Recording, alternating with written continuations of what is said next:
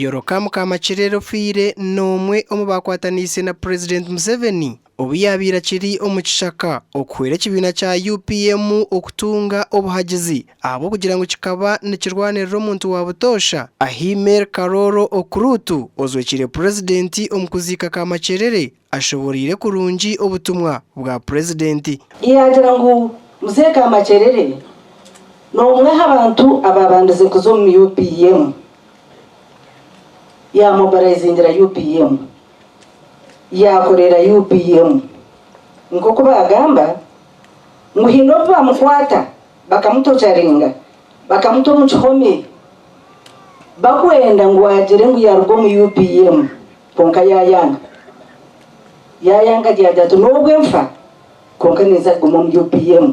Mer Karoro arukushoma obutumwa bwa President ahakuzika ayongire yashoborera ngo Kamachelere akakora hinjo mu government bitu no muntu ayabira takunda burubwenguzi eki President Museveni ashabira babushenyi okumwegeraho bakabwihara so yagira ati okurwanisa ko kwenguzi okuyabira ine integrity nubwo bujuruzi bw'abantu bamuhera kana nyecho ninchitiriza bo kubona abantu mwena bijo ubu no bujuruzi bwa Kamachelere mumterero mu ngaro no buyaka tubura ko kana abanyakabiri abana byashumise ibiro kwa smartness uko banobreba yaba nahandika harubaho yaba nahandika harubaho ureba ngo are very smart. He had another problem with the diabetes which was discovered by Health Center 4, and there was a doctor called Dr. Bayola. She was in charge of Health Center 4.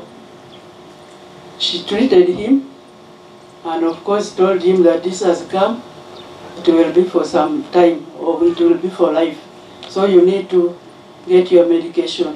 Akata kujanguzi na bwecheje beresoni yamanu munonga chejereho kugira ngo abantu ebyo kuryanzwe byona biruko.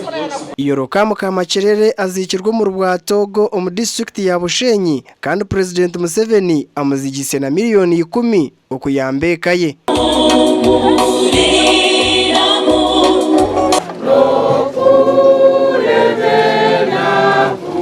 Omugandi makuru omu district ya Shema eminyeto ehanangirizibwe okoremera hanshonga omukora ebyentunguka kitari cyo kutega engaro ngo batunge ebihwire ebi bigambirwe obu ekitongore kya Junior Achievement of Uganda kikwatanise n'abebembezi omu Shema obu babire nibabugana eminyeto. If you say I'm considering this, I believe in this, there is no reason why you cannot achieve.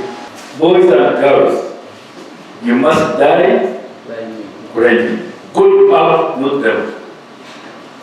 Keep going. The world is moving so fast, changing.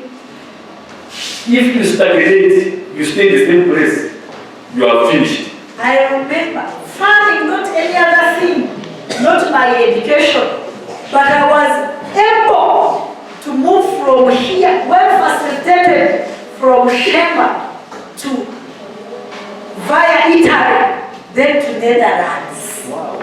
Bituwe mukuru w'ishomero rya St Benedict Kakindo ahi amashomero gerundine hine ebyagambire omukutungura ebyo bwegese. So now our target is we need teachers who are well informed, who are really in the world of work.